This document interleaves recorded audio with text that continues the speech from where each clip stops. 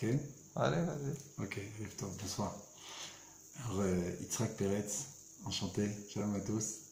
Ouais, c'est pas bon, C'est très bon. c'est très bon. Alors, on va essayer d'expliquer ce soir quelle est l'importance de l'Akba Omer. Pourquoi spécialement l'Akba Omer est fêté. Et on va tenter de comprendre pourquoi ce l'Akba Omer est tellement important et tellement joyeux. Pourquoi spécialement Rabbi Shimon. Pourquoi lui, à l'encontre de tous les autres tzadikim, a mérité d'avoir un jour de fête, le jour de sa Histelkout, le jour où il a quitté ce monde. Et donc, au-delà de ça, de comprendre c'est quoi son œuvre, le livre du Zohar, ce qu'il a écrit.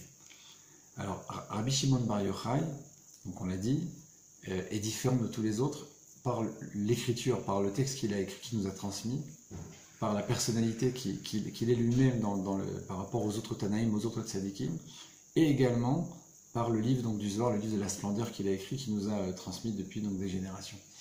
Ce livre, le Zohar, a mérité d'être le livre le plus lu depuis le Matan Torah, dans ce qu'on appelle le Sod.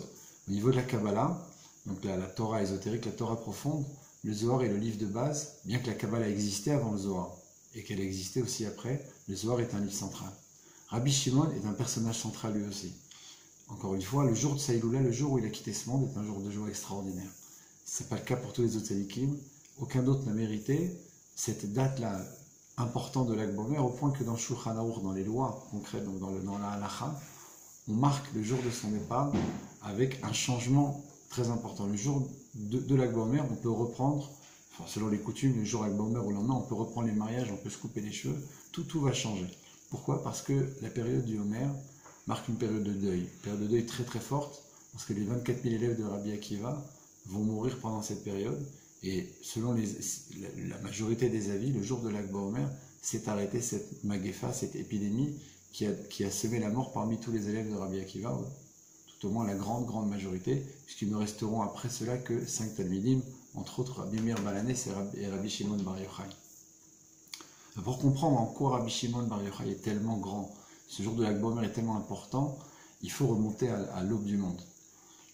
Ce qu'a amené Rabbi Shimon Bar Yochai, c'était un tikkun, une réparation énorme. Pourquoi? Quand Dieu a créé le monde, il a placé dans le Gan Eden, il a placé dans ce qu'on appelle le jardin d'Éden en français, Adam Arishon, le premier homme, et il a mérité cet homme-là d'avoir la vie éternelle. Mais il ne l'a pas gardé. Il ne l'a pas gardé pourquoi? Parce qu'il a fait ce qu'on appelle un gam. Il a eu une faiblesse, et cette faiblesse a entraîné quelque chose d'énorme. Il a entraîné que la vie éternelle s'est transformée en une vie qui est limitée. Il a vécu certes 930 ans, mais aujourd'hui, un homme vit 70 ans, 80 ans. Pourquoi? Parce qu'Adam Arishon, à ce moment-là, a fait une faute grave, et il a entraîné, par son choix de manger de l'arbre, ce qu'on appelle Etz Hadat Tov Vara, l'arbre de la connaissance du bien et du mal, il a entraîné d'introduire dans le monde la mort. La mort et tout ce qui va avec, ce qu'on appelle la Gvoura. On a traduit en français par la sévérité, mais en réalité c'est tout ce qui correspond au mal. Et le mal, c'est la violence, le mal, c'est le vol, c'est le crime, et l'extrême dans le mal, l'extrême dans la Gvoura, c'est la mort. Cette mort-là, au niveau de Adam Arishon, malgré qu'il l'a introduit dans le monde, elle va être en même temps, si on peut dire, récupérée par le fait que Adam Arishon va voir toutes les générations qui vont venir après lui. Il va voir ce qu'on appelle Kol Haolam Misofo Ve'ad Sofo, le monde entier du début jusqu'à sa fin, et toutes les générations qui vont venir. Et parmi toutes ces générations qui vont venir, il va voir une âme qui s'appelle l'âme de David Amelech, le roi David. Et il va voir que cette âme est très grande. Mais en même temps qu'il va voir que cette âme est très grande, il va voir qu'elle n'a de vie que 3 heures. David Amelech doit venir au monde, et après 3 heures doit quitter ce monde, doit mourir. Adam Arishon sent que c'est quelqu'un de très spécial, sent que c'est une âme très très forte, il dit je vais lui donner de ma vie, et au lieu de vivre 1000 ans, il va vivre 930 ans. Il va donner à David Amelech 70 ans. 70 ans de vie que David va recevoir, c'est toute sa vie. Et il le reçoit d'Adam Arishon. Ça veut dire qu'au même moment où Adam va, par sa faute, par sa faiblesse, entraîner l'introduction de la mort dans le monde, il va en même temps créer une situation de sauvetage in extremis dans le fait qu'il va donner la vie à celui qui va donner naissance au Mashiach. Et le Mashiach, comme c'est connu, va ramener dans la Géoula, dans la délivrance, la vie éternelle, il va ramener la résurrection des morts, etc. Donc cette situation de mort va être en même temps introduite par Adam, et dans le même moment, il va donner la vie à celui qui pourra nous sauver de cette situation de mort constante qui existe depuis Adam Arishon jusqu'à aujourd'hui. Donc on dit qu'Adam Arishon, son niveau, à son niveau, le sens le plus aigu qui existe chez lui, c'est la vue. Celui qui va venir après lui, comme c'est marqué dans les Pirkei Avot, de Adam à Noach, il y a 10 générations. Cette 10e génération, donc c'est Noach. Noach va vivre avec la plus grande, comment dire, avec la plus grande, j'ai oublié mon français. La plus grande acuité, va vivre avec la plus grande acuité la mort dans le monde. Pourquoi? Parce que absolument tout ce qui existe sur Terre va disparaître à l'encontre de Noach, de ses fils et de ses belles-filles, lui et son épouse et de ses fils et belles-filles. Et bien entendu, comme c'est marqué dans la Torah, un couple de chaque animal, à l'exception des animaux purs qui vont monter eux par 7 pour pouvoir faire ensuite des sacrifices, des corbanotes, après la sortie, donc après la fin du déluge, en sortant de l'arche. Ce qui signifie que Noach va vivre avec la plus grande force, avec la plus grande acuité, cette gvoura, cette sévérité qui s'est dévoilée, qui s'appelle la mort. Donc le niveau de Noach, dans les sens, par rapport à Adam Rishon qui représente la vue, chez Noach, ce qui est fort, c'est l'ouïe, c'est l'oreille. Pourquoi? Parce que nous dit le Hari Akadosh, Noach en hébreu a une valeur numérique de 58, comme le mot Ozen. Ozen en hébreu, c'est l'oreille, et ça s'écrit avec Aleph Zayin Nun, valeur numérique de ces lettres, c'est 58, comme Noach. Ça a un sens très important pour nous, on va le comprendre par la suite. Puis vient, bien entendu, encore 10 générations de Noach jusqu'à Abraham. Vient Abraham qui est donc dans les parachiotes, on a parachat de Bereshit, c'est Adam Rishon, parachat de Noach, comme son nom l'indique, c'est Noach lui-même. Puis Lech Lecha, la 3e parachat de la Torah, c'est Abraham, et Abraham lui représente le sens de l'odorat. Pourquoi? Parce que lui va donner naissance à ce qu'on appelle Mamlechet Kohanim et Goy Kadosh, le peuple saint, et ce peuple-là va amener Dieu dans le monde. Comment? En construisant le Beth Amikdash, le Mishkan, donc le sanctuaire, le tabernacle, et ensuite le temple, le Beth Amikdash. Là-bas, on aura les sacrifices, on aura les Ktoret. Et ça, tout ce qui représente ce Reach Nichoach Lachem, cette odeur agréable pour Dieu, c'est le sens de l'odorat. Ça c'est Abraham. Et le 4e, dans cet enchaînement de ces 3 tzadikim-là, le 4e, c'est Mashiach lui-même. Alors, où est-ce qu'on voit ça de façon évidente aussi dans la suite de l'histoire? Parce qu'on dit que Yaakov a la beauté de Adam Rishon, Yaakov Ken Choufré de Adam Rishon, la beauté de Yaakov ressemble à la beauté d'Adam Rishon, parce que Yaakov a une place centrale dans les sphirotes, il se trouve à Tiferet, c'est l'axe médian, et Adam Rishon lui aussi est en axe médian. Donc de la même façon que Adam a une beauté spirituelle incroyable, Yaakov lui aussi lui ressemblait. Et les 4 premiers fils de Yaakov vont être dans l'ordre Réhouven, qui en hébreu signifie celui qui a vu le fils, Raouben, donc il a ici quelque chose qui est lié à la vue. Puis il y a Shimon. Shimon en hébreu c'est la Shmiya, c'est l'ouïe, donc c'est celui donc Dieu a entendu la prière donc de Léa et elle a eu un fils, donc c'est Shimon, c'est l'ouïe. Puis vient Lévi. Lévi c'est l'ancêtre de Cohen et Lévi qui vont faire les sacrifices, qui vont faire les Ktoret dans le Beth Amikdash, donc encore cette notion de Reach Nichoach Lachem, cette odeur agréable à Dieu. Puis le 4e c'est Yehuda, qui est le père, bien entendu, spirituel et le père physique de David Amelech, la Malchut, donc de David, qui va donner naissance au Mashiach. Alors pourquoi c'est important? Parce que Shimon, justement, c'est le premier qui va vivre avec cette force-là aussi très très aiguë, comme Noach, la Gvoura, la sévérité, la mort dans le monde. La première fois qu'on va le rencontrer, c'est dans la paracha qui nous parle de la faute, donc de Shrem qui va prendre de force Dina, qui va violer Dina. Et là, que vont faire Shimon et Lévi? Ils vont prendre les armes au 3e jour donc de la circoncision des habitants de Shrem, parce qu'ils leur ont dit, si vous voulez vous marier avec nos sœurs, avec nos filles, il faut que vous fassiez la circoncision, il faut faire la Brit Mila. Ils ont accepté. Au 3e jour, quand dit la Torah, lorsqu'ils sont faibles, Shimon et Lévi rentrent dans le village et tuent 24 000 habitants là-bas, 24 000 hommes qui habitent à Shrem. Alors, les Mefarshim expliquent, les commentateurs expliquent, parce qu'en vérité, ils ont voulu punir Shrem, les habitants se sont opposés. Du fait qu'ils se sont opposés, alors ils ont finalement dû les tuer tous. Cette situation-là de violence, elle est liée à Shimon. Et là-bas, il y a aussi ce qu'on appelle un tikkun abrit, il y a une réparation de la Brit Mila. Pourquoi? Parce qu'ils ont fait la Brit Mila alors, à la demande de Shimon et de Lévi, ou de tous les fils de Yaakov de façon générale, parce que Shimon et Lévi sont partis les tuer, mais la demande était générale. Ils ont fait une Brit Mila qui n'était pas complète, ils ont fait une Brit Mila parce qu'on leur a demandé, ce n'était pas la vraie Brit Mila.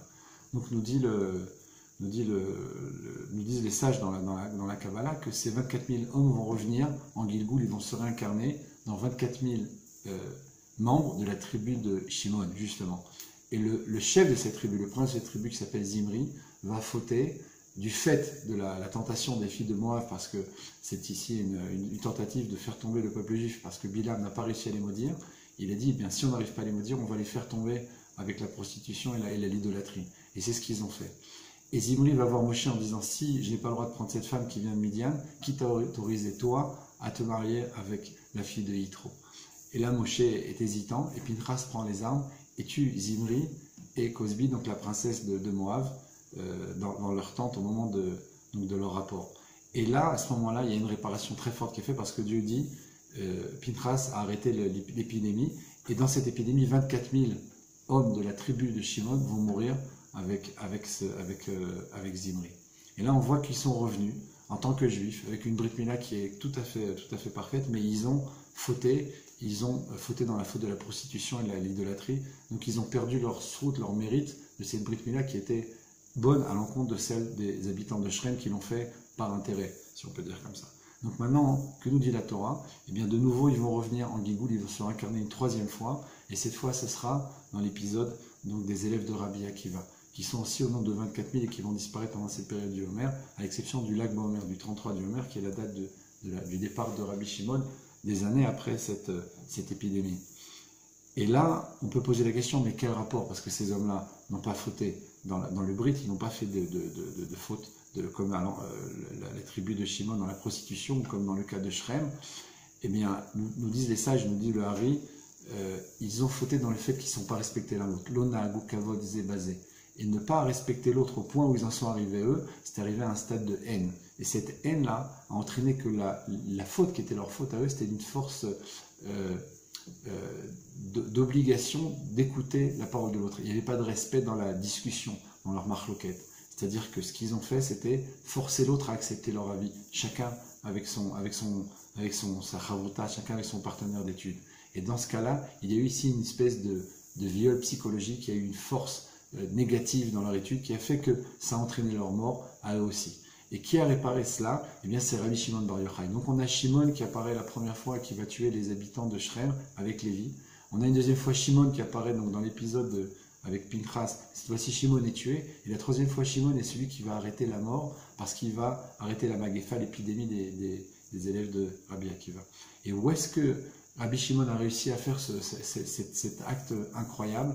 C'est parce que lui-même, il est dans la gvoura, il est dans la sévérité, il est dans cette violence, si on peut dire. Au point qu'on voit que quand il sort de la grotte après 12 ans qu'il s'est caché parce que les Romains voulaient sa mort, à chaque fois qu'il regardait des paysans qui labouraient la terre, il demandait mais comment est-il possible de travailler la terre alors qu'on a une obligation d'étudier la Torah de façon constante. Et à ce moment-là, qu'est-ce qui se passe? Chaque personne sur qui il portait son regard était brûlée à l'instant, était tuée à l'instant. Dieu, une bat-kol, ce qu'on appelle une voix céleste, sort et Dieu lui dit mais tu ne peux pas gérer le monde que j'ai construit de cette façon. Toi, à ton niveau, la Torah, c'est l'essentiel.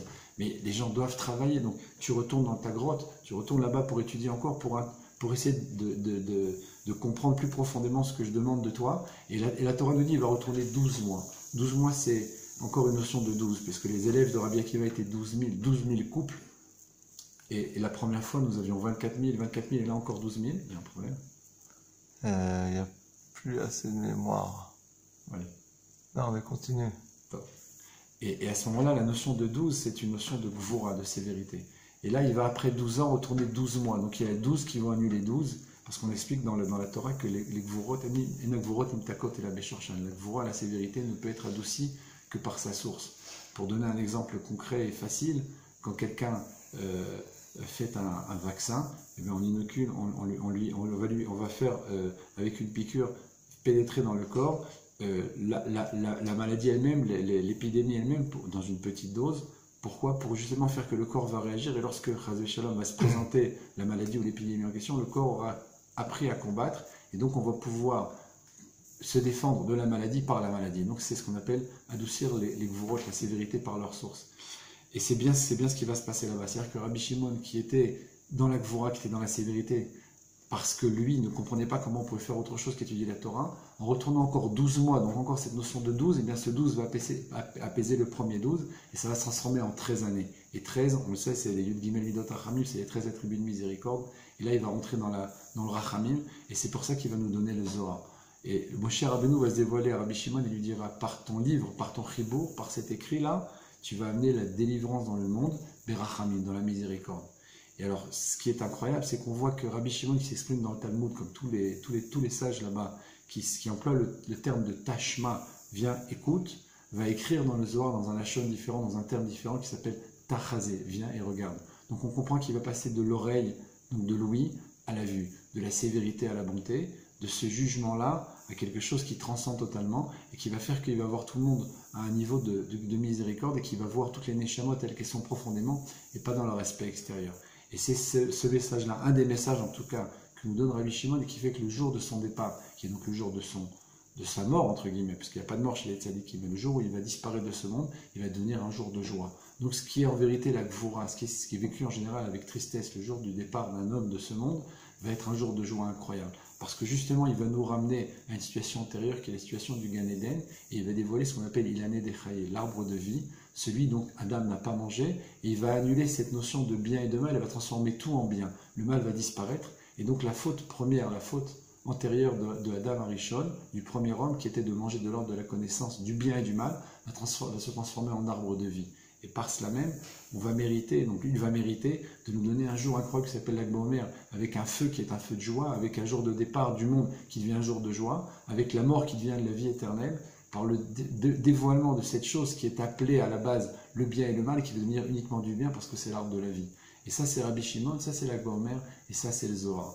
Donc c'était l'enseignement, en tout cas une partie de ce qu'on voulait essayer donc de comprendre, l'enseignement qu'on peut tirer de cette histoire-là de Lag BaOmer, de cette vie de Rabbi Shimon, et pourquoi le Zohar est tellement central, et pourquoi ce jour est tellement fêté, et pourquoi Rabbi Shimon est tellement extraordinaire. Et rêve top.